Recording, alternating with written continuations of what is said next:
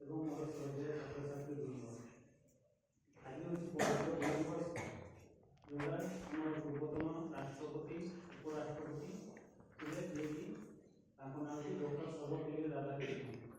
ତାଙ୍କ ଜନ୍ମ ଦିବସକୁ ଆମେ ଗୁରୁ ଦିବସ ଭାବେ ପାଳନ କରୁଛୁ। ତ ଆମେ ଗୁରୁ କେବଳ ଶିକ୍ଷକମାନଙ୍କୁ ହିଁ ଗୁରୁ କୁହାଯିବନି, ବାପା ମା, ବଡ଼ ଭାଇ, ବଡ଼ ଭଉଣୀ, ସେମାନେ ମଧ୍ୟ ଗୁରୁ। ସେମାନେ ମଧ୍ୟ କିଛି କିଛି ଶିକ୍ଷା ଦେଇଥାନ୍ତି।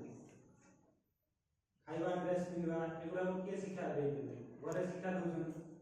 ତେଣୁ ବାପା ମା ମଧ୍ୟ ଗୁରୁ, ତ ତାଙ୍କୁ ମଧ୍ୟ ସମ୍ମାନ ଦେବ। ଆଉ ମହାଭାରତରେ ଯେଉଁ ଗୋଟେ ପଟେ ଥିଲେ ପାଣ୍ଡବ ଆଉ ଗୋଟେ ପଟେ କୌରବ ଥିଲେ। ପାଣ୍ଡବମାନେ ଗୁରୁ ଭକ୍ତି କରୁଥିଲେ, ଦ୍ରୋଣଙ୍କୁ ବହୁତ ସମ୍ମାନ ଦେଉଥିଲେ। କିନ୍ତୁ ଅନ୍ୟପଟେ ଦେଖିବା ଯଦି କୌରବମାନେ କେବେ ବି ଦ୍ରୋଣଙ୍କୁ ସମ୍ମାନ ଦେଉନଥିଲେ, ଭକ୍ତି କରୁନଥିଲେ, ଯାହାଫଳରେ ସେମାନେ ସେ ମହାଭାରତ ଯୁଦ୍ଧରେ ହାରି ଯାଇଥିଲେ। ତେଣୁ ଗୁରୁ ଭକ୍ତି ଯଦି ତୁମେ ଅନ୍ତରାତ୍ମାରେ କରିବ, ତେବେ ଦିନେ ନା ଦିନେ ସଫଳ ହେଇପାରିବ। କିନ୍ତୁ ଯଦି ଭକ୍ତି ତୁମେ ଅନ୍ତରାତ୍ମାରେ କରିନଥିବ, ଦୁର୍ଯ୍ୟୋଧନ ଭଳି ସମ୍ମାନ କରୁଥିବ, ଗୁରୁଙ୍କୁ ଅସମ୍ମାନ କରୁଥିବ,